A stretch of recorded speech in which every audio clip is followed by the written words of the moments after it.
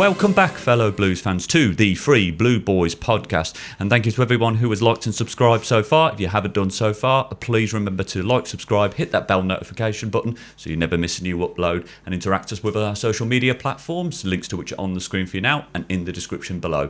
As always, I'm your co-host, Dan Harris, joined by my fellow co-host, Joe Harris and Andy Harris. Gentlemen, the morning after, how are we feeling?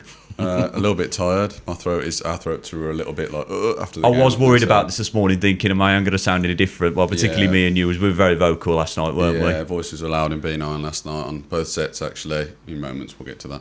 We will. But yeah, for us, it was chaotic, as I thought it would be. Massive excitement. You know, it was a proper banger of a championship opener, wasn't it? It was. Absolutely, yeah. It was. Yeah, I feel like we've just been to a fantastically good party, and it was just getting into its rhythm, and then some twat turned up and shorted the electrics and blew fucking everything out. Yeah. Yep. Funnily enough, he was dressed in a referee's outfit, but there you go. Yeah. So yeah, it was probably everything that we expected it to be and more. The intensity of the occasion, the noise. All the things pre-match, in the fan park, and Tom Wagner turned up, etc. Yeah. But yeah, like I say, a bit of a party pooper at the end. But as Chris Davies said, that's football, isn't it? That's the way it goes. Yeah. So we take a point, don't we, at the end of the day? And as we've kind of just alluded to already, really, I think the way we all saw it, and a lot of people watching saw it, probably should have been 3. But as you say, Dad, that's football. But performance-wise, I think it was very much Blues that have carried over from last season there.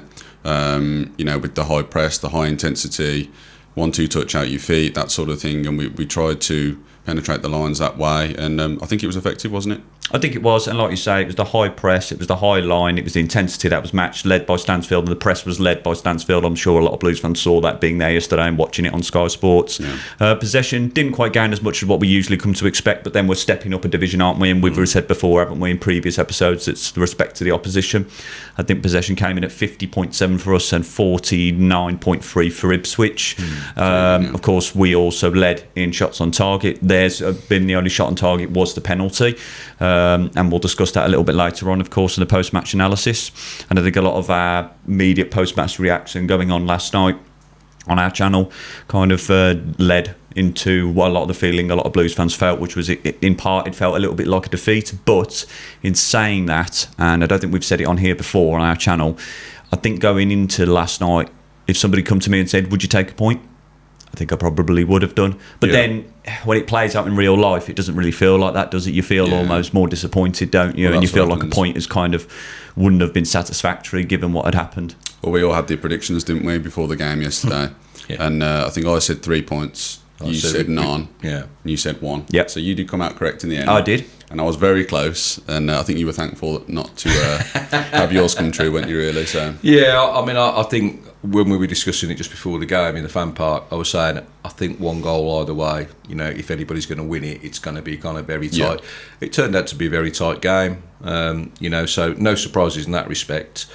I think there's Kieran McKenna, maybe some of the Ipswich fans are saying they didn't perform as they would want to. Mm-hmm. And I, again, going back to the last podcast, I was saying I don't know what to expect from them because I think they're incomplete at the moment. Yeah. They haven't got all the players in the squad that they truly want for the rest of the season. So in a way, maybe we've not played the real version of them. Could be that. But then they haven't played the real version of us or the complete version because obviously we've got other people to come in as well and a pattern to settle into more fully. Yeah. But yeah, I think we're going to carry on trying to predict games throughout the season. Yeah, I think we are. We'll talk more about that on another podcast.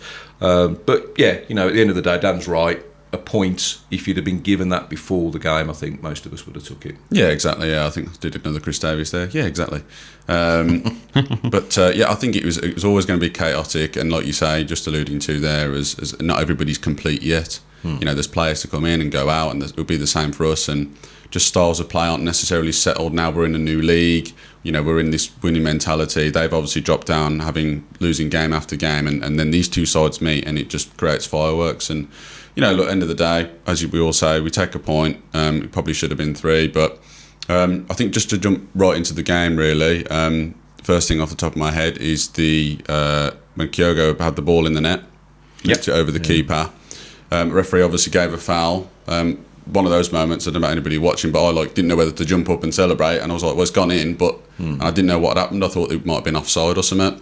Obviously, having watched that back last night after we got back from the game, referee's given a foul, and it's very, very soft. I mean, if you put it this way, if that happens in the box, is that going to get given? Yeah, I think maybe could have done. I think maybe you see it sometimes, don't you, where some fouls are almost considered a little bit too soft to be given in the box, maybe. Chris Davies alluded to this as well in his post-match comments on Sky Sports, saying the size of Kyogo, he's not really going to foul somebody of Greaves' size. And Greaves also mentioned as well that, you know, he felt he was clearly fouled. He felt the arm in the back, and just it doesn't sell for me. It just doesn't. It's not convincing. But we know how the game's played now, don't we? You've only got to feel the slightest touch or wait for it, and people will go down. Particularly when you've played in the Premier League as well, because it's a lot more of the style of play in the Premier League, isn't it? It's a lot less physicality. I don't think it's not because it's not a physical league, but I just think the Championship ups it more in that respect, because it's a different style of play. It's a different standard of football almost, and no disrespect to any other team in the Championship. I think that's just the way it is. But I think it was dubious. It looked to be a soft thing. You know, I think it was Don Goodman who was saying on behalf of Sky, you know, if it does happen somewhere else, as you correctly say, Dan, in the penalty box, that's not going to be something that's going to be given. It's a difficult one to call, isn't it? You know, the camera angles don't let you see everything about it, but from the one that we got, I couldn't see any significant contact there. I mean, I think I saw a comment somewhere from, might be one of the managers, saying, did his elbow come across a little bit and try and edge him out? I don't know. I couldn't really see that.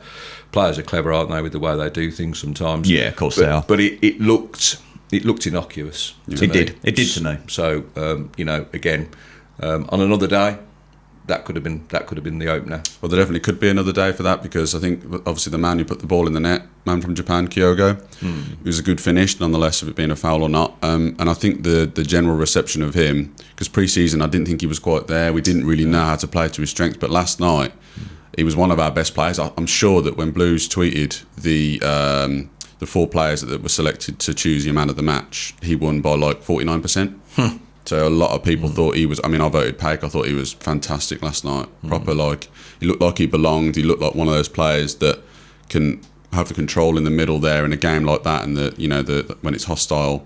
But yeah, Kyogo, I thought he was very good, wasn't he? Solid performance, really impressed by him, and as you say, it's something we didn't really see pre-season, but I was saying to Dad before we started today that I felt maybe he was just feeling his way out in the team, getting an idea from where maybe players were picking up his run, how he was going to receive the ball. I don't think he got much of an opportunity to work with Stansfield in pre-season, because obviously Stansfield had taken a knock early this season, maybe off the back of the Under-21s Championship as well, maybe at the back of maybe more the severe pre-season friendly. But it was good to see him yesterday. Leads the press with Stansfield as well. Stansfield obviously dictating it, but press as well, high intensity, very good at turning players, excellent touch. The amount of times that I just saw that he left their defenders for dead and they couldn't keep up with him. They had to pull him down. There was a foul in the second half where he'd come from the far side where we were sitting in the cop, turned one of their players. We got a free kick on the edge of the box. Yeah. Unfortunately, just got skied over the bar by Cochrane. Wasn't a good delivery. I said, didn't I, at the time, just ping it across the front of the 6 yard. Probably would have been better, really. Maybe Stano or somebody get on the end of it. But he just left the defender for dead. Knew he'd done it, pulled his shirt back. But I was impressed by him. And obviously, his goal involvement as well. True. Returned it from a forward ball from Ipswich. Headed back, I think it was Boss. That got the header. Came into Stanfield, set up Kyogo. He's turned the defender, knocked it over Alex Palmer, come back off the post and who should be there?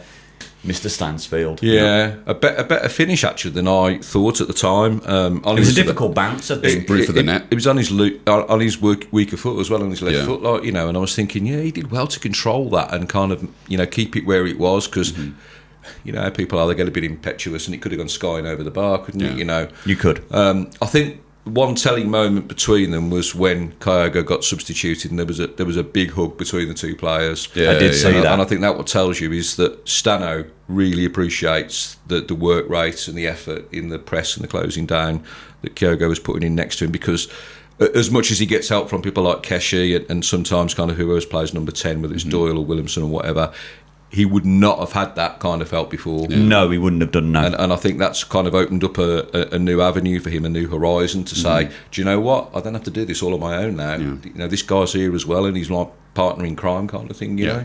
So, I thought it was a telling moment, and great that they've got that understanding and relationship already. Yeah, they're going to build that relationship throughout pre-season. As you say, Dan Stano with the knock from the under-21s of England would have it prohibited that. But, I think what really worked last night, just talking about these two, is the fact that Stano, I think he played in that correct position last night, in that 10, with Kyogo playing as the 9, because we were saying, weren't we, when the team was released, because I thought, surely Kyogo's not playing in the 10, and he's an out-and-out 9, really. And then when the game started, it's like, okay. And I think that worked really well.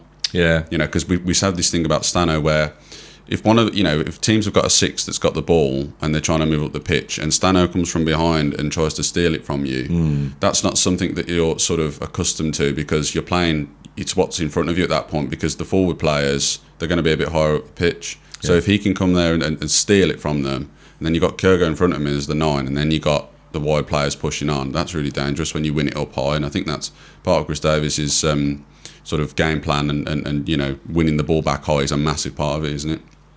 I think so, yeah. I think that's his game plan, generally speaking, isn't it? But then if you've only got one person leading it and doing it, and that's what happened last season, if you've got another willing body who knows how to position themselves, know when to kind of, set traps and stuff like that, then that's only going to kind of take workload off Stano, and that's going to give him more energy. So if they continue to operate in that format, then I could see that being fruitful going forward. We'll come on to the Duck later on, but again, it's kind of, well, where does he fit into that kind of thing? Obviously what he does, he adds more muscle to the situation, but it's nice to have those kind of positive problems, as it were, isn't it? Dan, Keshi Anderson last night, really impressed, really good performance, something we've come to expect from Keshi, isn't it? Really high work rate, always there when you need him, consistently distributing the ball well as well, always been there to receive it, sometimes in difficult places as well, draws the foul well as well, if he gets into trouble as well, knows when to pass, knows when to hold on to it. Really impressed by him, and I've seen a few comments as well from neutral fans as well saying they were impressed by Keshi's performance as well. So, and I think that will just continue as well, and I think that's probably why he's going to continually feature in Chris Davies' side. It's just a work rate. I think that probably what is more the draw for Chris Davies in a player more than anything else. It's that work rate, that intensity. Because of the way they play, it's a lot of pressure, because it's constant passing, possession football, high intensity when you lose the ball, because you're pressing high, you're pushing straight onto their back line, and obviously it's dictated by Stansfield, but Kesh is very much a part of that, and he does turn in some good goals every now and then as well. Obviously he didn't really have an opportunity yesterday, but it'll be exciting to see what we see from Kesh this season, really, and I'm looking forward to seeing more of him. Yeah, in a way, it's that step up. Obviously, he played the season before last with us, and obviously he's playing with a losing team. Obviously, we relegated that season, but we obviously see the bits of quality there from him. And he was kind of a trialist, wasn't it? Blues. He kind of came in and wasn't really given anything. He was kind of an unknown, wasn't he, at the time that he came in? Yeah. And so and we're going. It's been, like you said, it'll be interesting to see this season. How is he going to compete in this new league now, where the opposition it's more difficult for us? But last night was a good example to show that it's that high intensity, it's that work rate, his ability to turn players and take people on, move inside. He's chaos out on that side, and I think if you're going to play a team like that last night and he can do that, there's no reason why you won't look at that and say, well, he's going to be one of the better quality players out on the wing in this league, surely.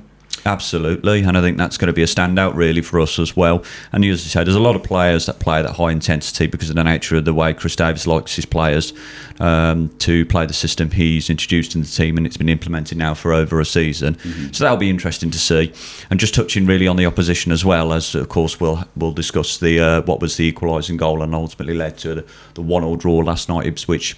I don't think Ipswich, I know there's been some sort of cross-thought on there, maybe some of their supporters as well, that they played poorly. I don't think necessarily they played poorly, I just don't think they're at the standard they could be at. And Kieran McKenna alluded to this in as much as his post-match interview with Sky Sports and with BBC as well, that they're not quite at the level they could be yet, and obviously they've got to get more personnel in. Obviously they've been closely associated with bringing Akprom in as well, because obviously they're missing a player there up front, and I think that showed last night as well. Obviously Hurst got the goal for them, but still it wasn't an open play, it was a penalty and turned out to be their only shot on target.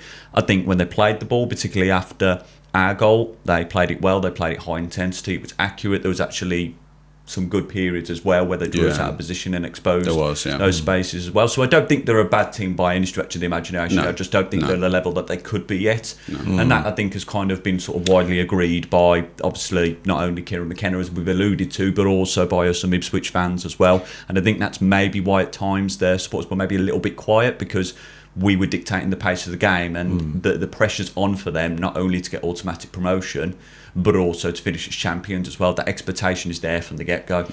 Yeah, they I mean, to give them their due, they're in a transitional phase, in my opinion. Yeah. They've got people missing, the Amari Hutchinson thing, I don't know which way that's going, but it's leading towards a transfer. He's probably going to go. Yeah, he's kind of in that situation where Isaac's the same at Newcastle, the mind's gone. Yeah. They've already he's already mentally left the club, hasn't he? In that sense. They've decided that they go in, and the manager's taken a decision to say, look, you can't be part of the dressing room. Well, they wouldn't be targeting Akprom if it wasn't for that, would it really? They kind of know what's already going to happen before it's happened. But there's people like Jaden Philogene missing as well, so that's another attacking threat that they didn't have. And those guys have got pace. They would have caused us problems last night. Yeah, they would have done. There's no question.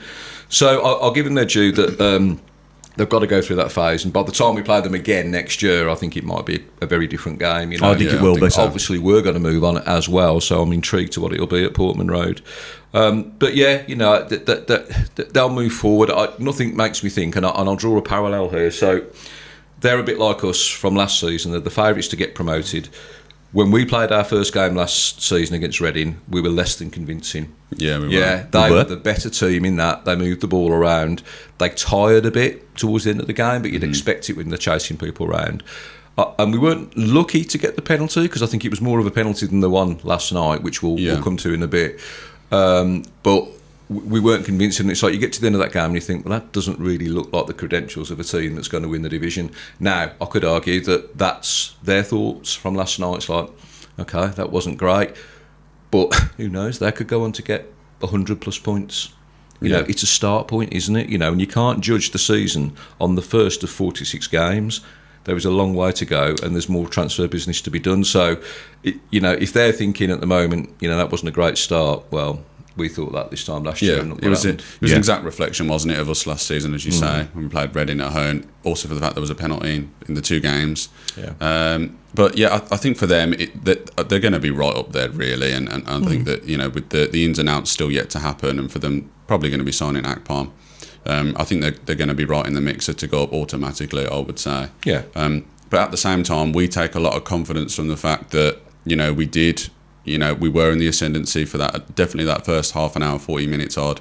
And as you say, Dan, they did have spells where they would sort of have it just outside our 18 and they would be moving it 1-2 touch. It was a couple of long range shots as well I think Schmodix had one where he probably should have done better actually, but it just went wide of the post.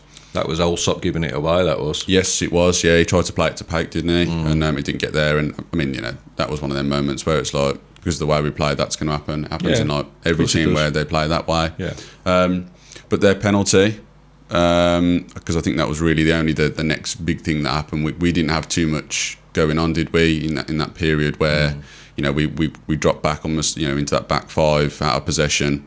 And they were playing it a lot again on our 18-yard in that last 20 minutes. And the penalty came from, I think it was a free kick, or was it a corner? Ashley Young corner. That's it, yeah. So it's gone in there. The ref's blown the whistle. And I initially thought, and I think a few fans watching you were there, I thought it was a goal kick.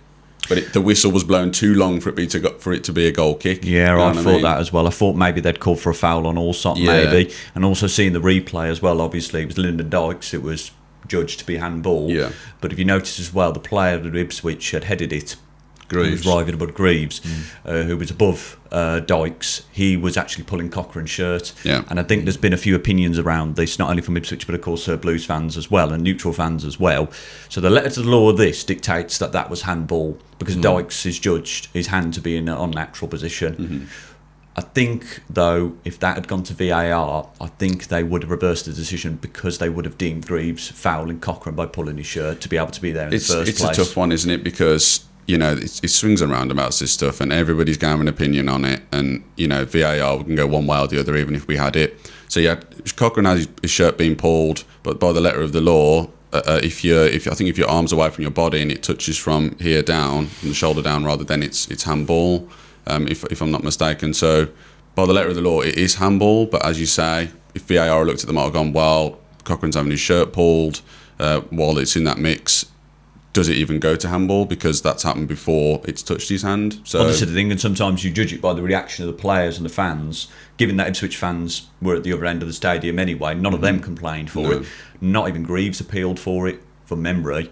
And it was just kind of a surprise to everybody. And looking back on the commentary from Sky Sports and the highlights, even the commentators didn't really expect it either. So it was one of those that you only really are able to judge from the replay. And Chris Davies alluded to in his interview with Sky Sports post-match that he felt that it was harsh. And he said at the end of the day, if you look at 10 other penalty decisions this weekend, the rest of the opening championship fixtures, you'll have 10 of those and not one of them will be given. It's a difficult one, isn't it, for referees? So let's kind of look at this perspective from the referee's point of view. He's refereeing a very kind of high focus game on national television, and his boss, the assessor, is in the stand watching him. Of course he is. Right, so it's all very public, this, and he's been assessed on his ability to apply the laws as they stand. And in that respect, that's what he did. Yeah. He did apply the law as it stands. Now, in the real physical world, right, where Lyndon Dykes or any of the rest of us, if you try it yourself, you're jumping up to get to that height, your hands come down and then they're up, to get up to that level. That's the physical nature of what you're going to do. He's looking away from the ball, so it's like, well, he's just doing the physical necessity of getting up there in the first place, and nearly everybody would need to do that. I mean, you show me one person who's going to jump up with their arms at their side like that. I don't think it can physically be done, really, let alone at professional level. Probably not Like unless a you kind of penguin. jumping penguins, yeah. So it's like you've got to crouch right down to do that, haven't you? Like, to jump up, and nobody's going to do it. Probably the question here is, and it's difficult for referees to assess this, that they've got to try and have an objective way of assessing these things. And I guess, the measurements from the elbow to the hand and stuff like that are important. The real way of measuring it, and it is a bit subjective, is intent. What's the intent of the person who's handling the ball? And that's the issue, isn't it? And it's obvious if somebody's going to do that, or put it right up there. Yeah, or Matthew Upton. Exactly, we'll try and save it on the goal line. That's obvious, isn't it? And that's their intent is to stop the ball going towards the goal or whatever. Yeah. I would say that Lyndon Dykes' intent wasn't to do that. No. Right? He's trying to win a header in a football match in a crowded environment, and because he's looking away, that's not his intent. But assessing intent and establishing that that's exactly what's happened is really difficult, because you're basically asking a referee to read somebody's mind. Yeah, I mean. And that's the problem, isn't it? So I understand the league's position and the instructions they give to the referees, because you've got to have an objective measure, and I guess that's what we've got at the moment, like it or not. Yeah, that's it. I think it's just, it has to be objective as best as you can do it, and that intent part of it has to just be decided there and then by the officials on the pitch. And obviously at the time, we were all quite frustrated when the fact it felt like a loss, we were saying, weren't we, when we finished like immediate comments post-match, wasn't it? Not only on the upload on our channel, but also within the stadium before we even had the opportunity to upload our immediate post-match reaction. And I think, kind of touching on what you were saying there, Dad, about the referee, yes, to the letter of the law, he is making, I suppose, in essence, a correct decision, and he's been consistent. But I felt he was consistently poor throughout the game, in as much as recognising fouls that really should have been a yellow card. I felt we were judged harshly. Pake committed a foul, I believe it was, in the second half, booked. Watch that back. And then there was a handful of their players as well. Well, not only a foul, like you say, but had been adjudged to foul our players more than once and weren't booked. Yeah. I don't know how, for example, in the second half, when Kyogo turned their defender to get towards the penalty box, he was pulled back. He would have been clear enough near away on the last defender, if not bearing down on goal, wasn't booked. No. And we look at the way the disciplinary played out for both teams in terms of fouls throughout the whole game. Our 13 to, 16 actually, if I'm correct, to Ipswich's 22. And this is where I have a particular issue with some Ipswich fans, and granted this isn't all, and there were some neutral fans also saying the same as well, that they felt that, and this was a particular word used by one Ipswich fan, disgusting players. I don't really know where you're getting that from. And Newcastle were like this as well. One Ipswich fan referred to the Newcastle FA Cup game from last year. Oh, you did the same to Newcastle. Lads, it's a contact sport. It's a high intensity. It's at our ground. What do you not know about this? Have you missed it so much in the Premier League Because they were going down at every opportunity, which they've clearly carried over from the Premier League. But it's just, I think that's such a brutish way to judge it. It really is. I think some of it is just a bit of a crux in the moment where they're like, they probably didn't really play that well, and like it was a shit place for us to go because it was hostile. So like, we kind of all do it. You're like, but that happened with you, or like, you dirty this, you did this, and you did that. So they're just finding ways to like not excuse it, but be like, kind of negate the way they played. Because at the end of the day, it's not even like, even though they had good passages of play, as we've mentioned, we were the better team. I think so. Yeah, I think we were the better team on balance. Yeah, I would say balance, so. I think we were. I don't think we were any worse in terms of tackling and stuff like that than we normally are. I think there was a bit more of that in the Newcastle game. There were some things that happened there. Yeah. I thought that we did go a bit extra there. Mm-hmm. But last night, I didn't think so. I thought both teams gave as good as they got. I think that's my perception of it. They were physical at times as well. There was a lot of kind of little niggly free kicks early doors where they're trying to break up our play. Which is what you'd expect from them. Nothing unusual about that. We've done that in the past, haven't we? So yeah, and I mean, I read something. There was a bit of a rumour that one of our fans had tried to get at one of their players after the penalty. Yeah, I read this as well. I've seen the clips. Have you? Yes, okay. Yeah. It was somebody obviously came from the Tilton, and I think that's when Chaplin had tried to. Well, I think he tried to blast it in the goal. He'd gone over and absolutely twatted somebody in the face in the Tilton. Clara's gone running to have a go at Chaplin, and then this fans, like, they've gone up against the billboard, and then like the fans come in and he's tried to like smack him, completely missed, and the security's just floored him there and then Pate's come running in, Waters come running, everyone, and then it all just went out of hand, didn't it? Yeah, well, we really, really don't want that. There's no way in the world we should be excusing that kind of behaviour. Frustrations and emotions are running high. At the end of the game, the way we were when we did the post-match reaction last night, had probably come down a couple of notches by the time that we got to the car. Yeah. If you'd have asked us like minutes after the end, it probably would have been kind of deleted for too many expletives on it, I would have thought.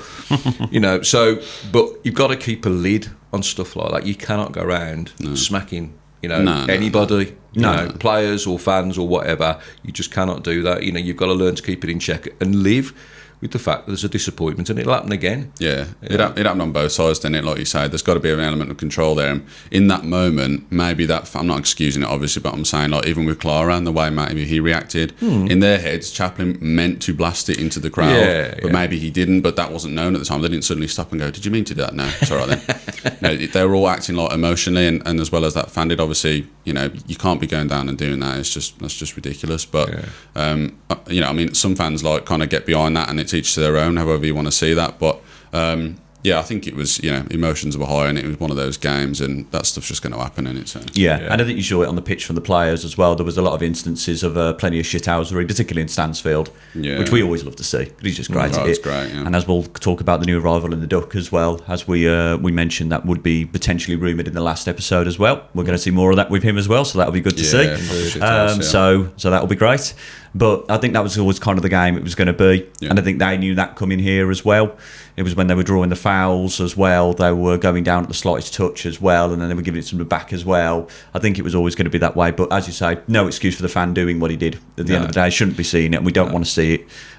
Indeed, when we're at St Andrews Knighthead Park, or indeed playing anywhere away, particularly in emotionally high situations, people just need to take that second maybe, which is hard in football. It's an emotional game. Yeah. If you're going to let anybody do that, let the players do it, because they're on the field, they can be dealt with respectively, because they're liable to the laws of the game. They're on the pitch, let it happen there. That's where the emotion needs to come out. We just need to back the team as best we can. And just really a mention on that as well, 27,500 I believe attending last night. So fantastic turnout, great reception for the players coming on, and pre-match as well. We really got behind the team. I don't think really we heard much out of the Ipswich fans. I think, dare I say, maybe not only because of the weight of expectation as wanting to be automatic promotion favourites and also EFL Championship title favourites, maybe that weighed down them a little bit, but I felt they were quiet. Even after the goal. It was a good turnout by them in terms of the distance they have to travel, because we were talking about this before the game about what a shit journey it is coming from the east of the country, no motorways as such, and it's obviously the same the other way as well. But yeah, they seemed a little bit subdued after the start. The goal obviously quietened them, but they were absolute limbs after the penalty, which you can understand. Yeah, we'd be the same. What I would say about the occasion generally is, really good crowd reactions, intense noise. St Andrews became that cauldron again, didn't it? That you needed to be. And on that front, just talking about fire and stuff, I mean, fuck me. The flamethrowers before the start of the game. We weren't sure what it was going to be, was we? We thought it was going to be fireworks. But then we saw the boxes, and I was thinking, we're going to have like primary or secondary going off, as it were. But then the fireworks started going as well as the flamethrows going off. Yeah. And it's just the intensity, isn't it? The heat, it gets the blood going, it gets the crowds roaring as well. Yeah. If any fucker knocks one of them over, it'll burn the pitch up. Yeah. It's like, it's just going to scorch it, isn't it? Like, I was a little bit worried for one of the handlers for the fireworks and the flamethrowers, sort of checking it prior to the game. I thought, I really hope this doesn't go off now. Sort of kind of hoping for the best for him, as it were. I thought the walkout was a little bit premature there, because like I thought that as well. Feel it by Maya, like going yet, and like the players just started coming out. The fire was going. I was like, shit, I can get my phone out and record it. And then it just the music just wasn't well timed, and it was all a bit off, wasn't it? Yeah, they probably need to work on that a little bit, don't they? Because there's new hardware being used and all the rest of it. So the ref was probably like, my assessor's in the seat. Let's fucking get out there quick. Yeah, he probably did think that actually. And mark him down on a 4 for that. Yeah, if he can get him out there on time. Yeah, he's out next week. Put him in League One with the rest of the shitsters. Yeah, he'll do better there. He probably would actually. Yeah. But as an overall occasion, as a game, right? It was a good start. It was a great start. And I think we knew that from the get-go, didn't we? Because we were in the Knighthead Fan Park, weren't we? There at 4:45 as well. Quick thank you as well for the young man as well I was talking to in the queue, by the way. Thanks very much for subscribing already, and hope you continue to enjoy our content. Give us a like as well. So that was great to see, sort of being recognised amongst the Blues faithful. And we mentioned this week as well on Small Leaf Alliance Forum as well. We'd be given a good shout on there. It was. Views in a positive light, so that's good. Yeah. But just going back to the United Fan Park as well, great atmosphere there. It was absolutely jumping, of course. Yeah. Soon as the man turns up, Tommy Wagner, we got the chance of Tommy Wagner, he's a blue and shit on the Villa. Yeah, it's just what you want. And the man's just there with it, in the intensity with us. He just loves it, does it? The man lives for it, doesn't he? So it's just so good to see. It's so good to feel that we're back this season. And Tommy Wagner's there along the way with us. Yeah, we've touched on this before, I think, in the last episode, where he really is an owner where I don't feel like you get that much really, where he's in amongst you, like not every game obviously, but like the bigger games he's going to be there, he's around you, he's in the pubs. I think he was at I don't know which pub he was at, but he was at one before he came to the Fan Park yesterday. It might have been the Royal George, maybe. Could have been that. Yeah, to be fair, he was only next door in it. So it was good to see him there. I did think because those of you who know what the Fan Park looks like, you've got 2 bars at the top, and they left the one side free, and we were on the other. I was thinking, like there's something big going on there, and we were saying, is it going to be Tom Brady? Thought it might be him. I thought that as well, because Tom Wagner came in just after his security detail got there, and then there was still some security detail at the gates. Yeah. But then it was Craig Gardner, wasn't it? It was. But for a moment we were like, this could be Tom Brady. Yeah. But then interestingly enough, I saw on Instagram that he was at a presentation unveiling a statue for him. Right. So obviously that's taken the lead, hasn't it? Of course, NFL career is much more sort of involved for him, as it's the very thing that's made his name, hasn't it? Yeah. Rather than coming over and at the end of the day, we need to remember he is a minority shareholder. He's a big draw, obviously, with documentary as well. Brady and the Blues built in Birmingham, and obviously he's a big draw for us in terms of branding and marketing, but he is just that, he's a minority shareholder. Tom Wagner's very much the face, isn't he? Yeah, absolutely. And bringing people into the fan parks as well, like Craig Gardner, that's going to be a draw. Man's a club legend. He's obviously in charge from a technical director's point of view for the football side of it as well. Yeah. So, but overall occasion, I think it was really good. Obviously, as you say, Dad, a good match. Thought we were the better team.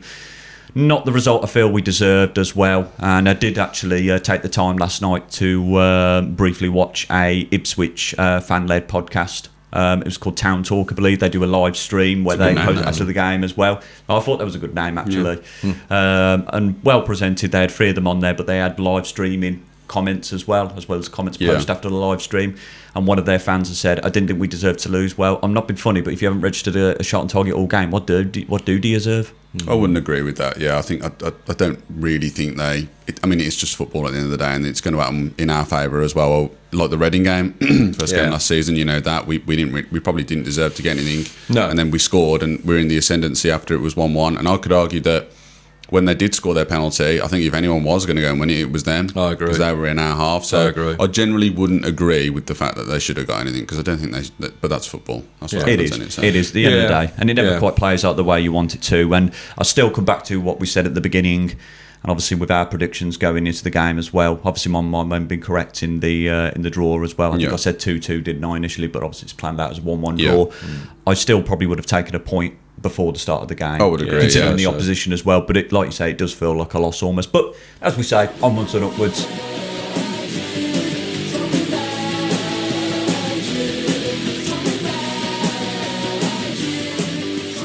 Indeed. And in respect to that as well, another up for us as well has been, of course, the addition of the duck. Yes, the ducks finally arrived. It's flown in.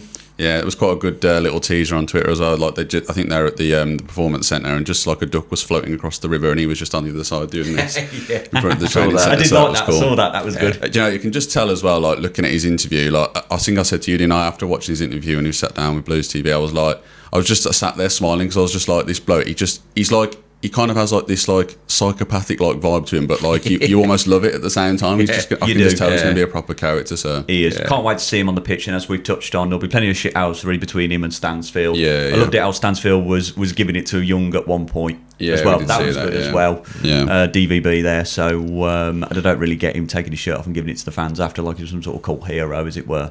Maybe he'll turn into that ultimately. I mean, I think that, you know, like I said earlier on, the duck will be interesting because the position he's played in primarily in Bundesliga and Bundesliga 2 is like, you know, as that 10. He's not your kind of Duke type, you know, target man. No. In fact, I think all the goals I've watched, I probably only saw 1, maybe 2 that he scored with his head. Most of them were outside the box. He's got a good shot on him, great free kick, not just scoring but delivering as well. He's, you know, perhaps a more aggressive version of Willem, perhaps. You know, I would agree with that actually. I would agree with that assessment as well. And so I think someone like that is probably what we need. I mean, it's almost like the player that you want Willem to be. You want him. I mean, and he's done a little bit more of it, kind of, you know, in close season or pre-season. You know, trying to put himself around a little bit, and he won a header against Forest in the box, a defensive header, which I thought was unusual for him. But I think this guy is that step further on in terms of aggression and commitment and all the rest of it. So I'm looking forward to him coming in the team. He's a good signing, bearing in mind that we only paid $2 million. You know, so I'm okay. His age is 31, so there's a question mark there. He's the same age as Alfie. Is that going to be an issue in terms of you know, in terms of stamina and things like that? But we'll see. You know, they can rotate the front 3 or the front 2, I should say, the 9 and the 10. So we'll see how it pans out. But he showed his face, didn't he, before the game? He did. And it was all a bit like just weird, because I didn't notice until you pointed it out. I was like, because we thought him in the fan park, didn't we, before the game? We did before, but there was somebody kind of wearing like an emblem jacket, and you were like, oh, it's the duck, and I was like, that's not him, is it? Nobody was really turning around and taking it in. It was really like weird. Say, he came on the pitch, they presented him before the start of the game, and it was kind of like he was on and off before anybody sort of noticed, sort of thing. It was a bit weird. Really weird. And then only when you pointed him out, I was like, oh, it's him, and it was just like is it? Don't really, because when Stansfield showed his face last season, it was before the Wigan game, wasn't it? Obviously he came out and did a round of applause, whatever, but he just kind of came out and was like, yeah, I'm the duck, quack, and then just fucked off, you know what I mean? But you know, it's good you know, that I think we've got him here, and I think it's obviously the quality probably speaks for itself based on his statistics in the Bundesliga and the Bundesliga 2. He's got a lot of assists as well. A lot of assists and which goals, I think probably gives insight to his work rate as well. He's going to be a good link-up man as well for Stansfield, which is obviously going to give competition for Kyogo, but it's a good problem to have, isn't it? Like, you've got those kind of players available. I think somebody said he's got 94 goal involvements in 134 games. That's a lot. While he's been at that. And this is Bundesliga standard. It's equivalent to the Premier League in Germany. I mean, okay, a lot of those would have been in Bundesliga 2, but nonetheless, he's continued with another level of that. Didn't Werder Bremen finish in the top 10 in the Bundesliga last season? 8th. It's impressive. Yeah. No, so, it's good to see. Looking forward to seeing more of the duck. Yeah, it should be good, shouldn't it? I think the other thing I was going to say is he's a character, and I think you were saying earlier, Dan, about like in other episodes as well, that Chris Davies is really intent on bringing the right people in and keeping the wrong people out. I think he really brings that. I mean, you've touched a little bit on there's something about him in terms of his attitude somebody was saying about his head drops sometimes when like things don't go his way. Yeah. Is there potentially an issue there? Maybe might be. I mean, I think it was almost suggesting there's a bit of petulance involved if he doesn't receive passes or his teammates are swinging the lead a bit, to use an old phrase. Saying they're not doing the work they should be doing. I don't know that. I mean, I think when yesterday before the game, I think one of you alluded to the fact that some Bremen fans were saying that about him. So that'll be interesting to see when we're up on our backs against the wall a little bit. But at this stage, it's hearsay. Yeah. So let's see how it pans out and give the benefit of the doubt. I think that's pretty much the only transfer news in it. I think other than that, between the time of our last episode and this one, Dion Sanderson has gone to Derby County on a loan move, I believe. Yeah, that's right. I think we mentioned that maybe he would either go there or possibly somewhere else as well. Wigan, I think it was Wigan we were talking about as well. Yeah. So it's good to see him go out there anyway. He'll be utilised well there, I think. I think he's still got something to offer for the division as well. So I hope he does as well, and I wish him well. And just because we've mentioned him a couple of times before in this podcast as well today, Alfie May wished us well. Yes, on he X. did on X. So thanks very much for that, Alfie. I really appreciate that. Yeah. And we as Blues fans appreciate you as well. And wish you all the best again for your season at Huddersfield. I'm sure you'll do very well, my man. Get the golden boot, Alfie. Absolutely. I would do it for the boys in League One. Hopefully we won't see you next season, because hopefully we'll be somewhere else, but best of luck to you, my man. So that's something to look forward to for him as well. So as I say, we wish him all the very best, and to Dion as well, over at Derby County.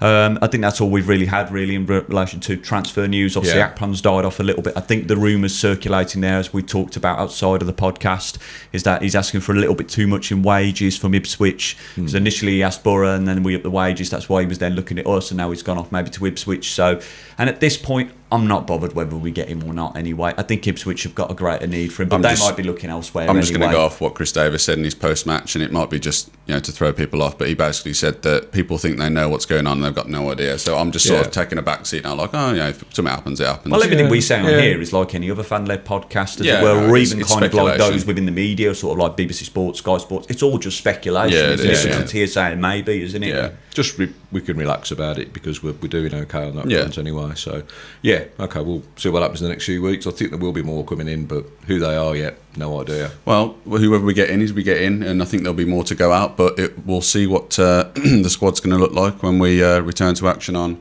Wednesday night. At home, Sheffield United in the kick-off of the Carabao Cup. Sheffield United, as you say, Joe. I think it's probably safe to assume, and I think me and Dad touched on this before we started today's podcast, I think it's probably safe to assume that they're going to field a B-side, as probably we are as well. Because obviously they'll be kicking off their campaign as well, so it's important for them to keep that consistency, keep their first team as fit and fresh as possible. And I think we need to do the same going into what will be a test at the way to Blackburn as well. We haven't had very consistent results at Ewood Park in the past, so I think that's going to be difficult. I know Blackburn, by some of the pundits and some of the fan-led podcasts as well, have been placed in the bottom half, some even placed in the relegation zone, but we need to be fresh and ready for that, and I think we need to hit the ground running. We need to keep that intensity. We need the 3 points there, I think. Yeah, I'll have a keen eye on today's game. Today being a Saturday when we're recording, obviously I think they're playing at home to Albion, isn't it? No, they're away to West Bromwich Albion. Albion at home. Yeah, so I'll be watching that game today, obviously to see obviously what the two teams are like. But obviously Blackburn being next in the league, keeping an eye on that as we normally do, don't we? And not to watch the team that we did last season, didn't we? The team we're playing next and have an eye on. So, but I think, as you say, Dan, I think based on the fact that we probably should have got 3 points last night, Blues fans will be really eager to get these 3 points away, and that'll be a great start. We can go to Ewood Park and get the 3 points, won't it? Oh, I think it will be. I think the consistency needs to be there, and the need and the want is not only from the fans, but it's from the players as well. Chris Davies will be on it. 7,000 Blues fans going, so there'll be a voice there, definitely. And we're known to make noise away from home as well, especially as making, like you say, Dad, sort of like the cauldron that St Andrews Knighthead Park has become, and we very much saw that last night. So I think we need to be aiming for the 3. Well, we do in every game, don't we, really? Yeah, exactly. But sometimes the game dictates the result, doesn't it, in the style of play and the intensity and the way the game plans out. It's a little bit how our last night went in some ways. I think we did drop off at times a little bit after the goal. And they invited some pressure. They upped the gears, didn't they, and played a lot quicker the way that they wanted to play in the first half, but just couldn't do it with our level of intensity and the high press.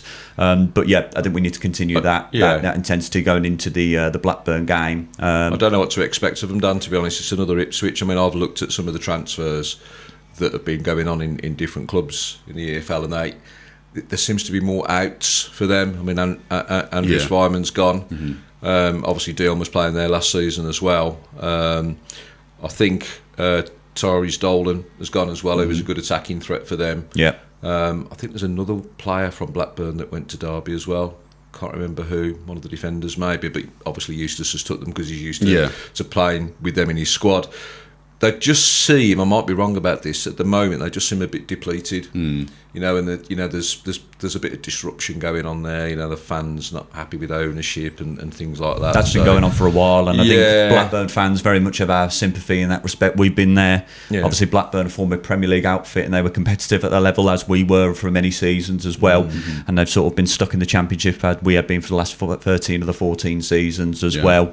Yeah. So it'll be an interesting game, and like you say, you're kind of going in and not knowing what to expect really. And I think that what sets us apart from a lot of teams. There will be other sides like us as well that are in a position where we very much know where we're at and know where we are. Obviously, I know there's going to be more outs and ins over the course of the next few weeks, but I think we're more set than other teams. We've got a vision, and I think that fed in from last season as well, from the record-winning season in the in League One. But don't know what to expect, but we know what we to expect in ourselves. We'll just go and speak to all our lovely friends at West Bromwich Albion today and ask them for their post-match reaction. Absolutely. If you could do us a favour over at West Bromwich Albion, suffer Blackburn up for us, that'd be much appreciated. Thank you very much. So it'll be good to see anyway, and it'll be good to see how West Bromwich Albion shape up as well, because I know that they've had issues around injuries as well, which has probably caused a lot of issues around pre-season for them as well in getting that consistency. I know they won their last pre-season friendly as well, 3-2.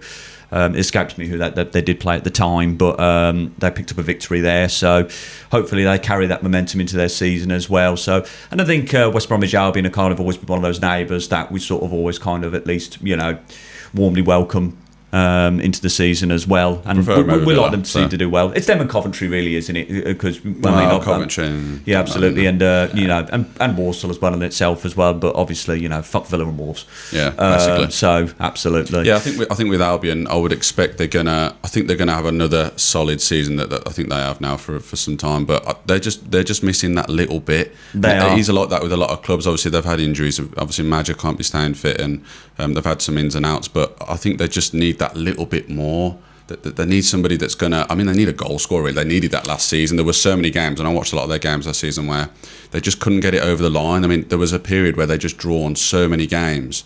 I think if they can get that little bit more, they're going to be in around the top 6 again. They bought Hegbo in. I think the guy who plays up front. I think they've spent a fair bit of money on him, and I think there's quite a lot of hopes on him. Obviously, he's coming into a new country, but I don't think that depends on the character of the person. No. I don't think it's necessarily so. They're not going to adapt. Some do, some don't. You know, and that's a key thing. But there still is, and I kind of keep saying this, I know, but there's still some way to go in the transfer window, and it hots up now, doesn't it? Yeah, these next few weeks is when people suddenly think, right, we're getting down to the nub, we've got to make things happen. So I still think there's a lot of kind of churn to be had amongst all the clubs in the Championship that are going to make differences to kind of the way that people perceive how their season's going to go. Could there be another last minute 11 p.m, 5 minutes to go sign in for Blues maybe? I'm just going to throw this name out there. It's a long shot. Hwang Yi-chan? Yeah, that's been talked about a lot. I have seen that pop up on Instagram as well and on other socials as well. It's been mentioned as well. I think probably they've been alluding to it's probably going to be a loan move from Wolves as well. Obviously joining his compatriot Tommy Doyle as well. It's a long shot, isn't it? But it is. It's to be very fair. Wagner, sort of, get a price, Craig. I fucking want him. It could be one of those. Just throw 20. Call Wolves, man. Tell them, fuck no, we want this man. It's going to be that sort of mentality, isn't it? But I don't think he's going to be a player that Wolves are going to want to let go easily. No. And I wouldn't do if I was them. I think as far as I understand, what I've heard is, again, alluding to Chris Davies thing, we maybe don't know anything at all, but speculation is that he doesn't want to play in the step down. Wants to stay in the Premier League. Yeah, I get that. So I think if he's got confidence in his own ability to be able to kind of go play elsewhere at that level, I can respect it. You can understand that you want to maintain standards, don't you? Yeah. Some people are okay with dropping down, to get more game time and just to kind of, enjoy their football. Other people don't want to entertain it, and that's a personal choice, isn't it? So we'll see. I haven't really got any expectations about who might be coming in now. I think it's a bit of an empty gun for me at the moment. I don't know where we're shooting for, but we'll just watch it out of interest, and it'll be interesting to see what the other teams do as well. Who they get in. So yeah, we'll see how it pans out, and we'll see how the cup game and the game at Blackburn pans out. Just real quick before we look to wrap up, I want to just get your. Just one answer, man of the match from last night's game against Ipswich. Dad, do you want to go? I shouldn't think too hard about this. Should I Paik? I would say, actually. I think he was excellent. I wouldn't have said it initially at the beginning of the game, but he came into it really well, and I think he did have awarded it by the EFL. I would say Boss. And just for the reason that he did his job well, tracked back well, picked up his man well. There was a couple of times maybe he lost him, but then he was working well on the right as well. I think it was it Damari over on the right, was it? Yeah, it was, yeah. It was, yeah. And he was working hard as well. Fair play to Damari. Saw a lot of good play from him. But I think probably Boss, because he was just so hard to shake off the ball. And he drew the foul when he got into difficult positions. He brought the ball forward as well. A couple of good crosses from him as well, working out on the wide as well. But impressed by him. I was a little bit concerned because I think on pre-season friendlies, we were comparing him to Laird a lot and thinking, we really want Laird back in the team now. But I've got to give it to Boss. Yeah, Bossed it. I think that's very good, actually. Hey, you've got to use that more often. So I'm just going to give an honourable mention to Keshi Anderson, but that's a good shout. I've got to go with Paik. Yeah, as we said before, he just you were saying about Bosdan and his strength there. I think he has that strength in the middle. Yeah, he does. His ability to receive the ball, his awareness is so good. Sometimes one of those things. I know some Blues fans watching, they did this last season. When you watch the player, you see how they see the game. Yeah, and obviously being on the front row in the lower cup yesterday, like watching him and the way he's looking around and he's aware of everything that's going on when he receives the ball. Is he in an area to receive it? Can he move position? Can he get out wide and go in with the two so he can receive the ball and move us up the pitch? His ability to do that, I think, it's almost a little bit unrecognised. That's the word to use. I think that's part of the reason I pick him, really. It's like that understated thing where nobody looks at it and say, like, well, it's not the impact, it's not the big goal scorer, it's not the person who's kind of, done the fancy tricks, maybe kind of putting some brilliant crosses. He just, like a metronome, he keeps ticking it over, and it's not always spectacular. And there was one great bit where he kind of escaped a couple of tackles, Didn't I nearly predict a corner, by the way? You did. Just because I said it to you after the night. I think Cochrane whipped in, and just before it happened, I says, this is going to get cleared and Paik's going to score from the edge of the box. And it came down to him, and I literally half sat out my seat and it went wide. And I was like, you said it to me after he put the half volley wide, to be fair. I think I said to you it would have been hard to land. On the national lottery, man. I'm going to whack 5 lines on winning. So, yeah, that was a good moment. But yeah, I think Paik agreed, was probably the man of match for us. So, yeah. I think he's a good reset button in the middle of the park as well, just finishing off on Paik as well. He's good to bring the ball back into, and he's already considered options 1, 2 and 3, whether he can bring it forward, take it out wide, who he's going to really set it off to. He's just good in the distribution in the middle of the park. He is, absolutely. But gentlemen, thank you very much for joining me again. It's been an interesting one. Off the back of the first game of the season. And to our fellow Blues fans, our viewers and listeners, thank you very much for joining us here again on the Free Blue Boys podcast. Please share your opinions on the latest game, of course, at home to Ipswich Town at St Andrews at Knighthead Park. How you feel the game went, how we played, how the referee's performance played out and the impact of the game, and the presence of our visitors from Ipswich Town. As always, thank you very much again for joining us on here. Remember to subscribe, hit that bell notification button so you never miss a new upload. Links to all our social media platforms are on the screen for you now and in the description below. But until then, we've been the Free Blue Boys. Thank you very much, and we'll see you again soon. Until then, stay true to the Raw Blue and keep right on. Keep right on. Keep right on.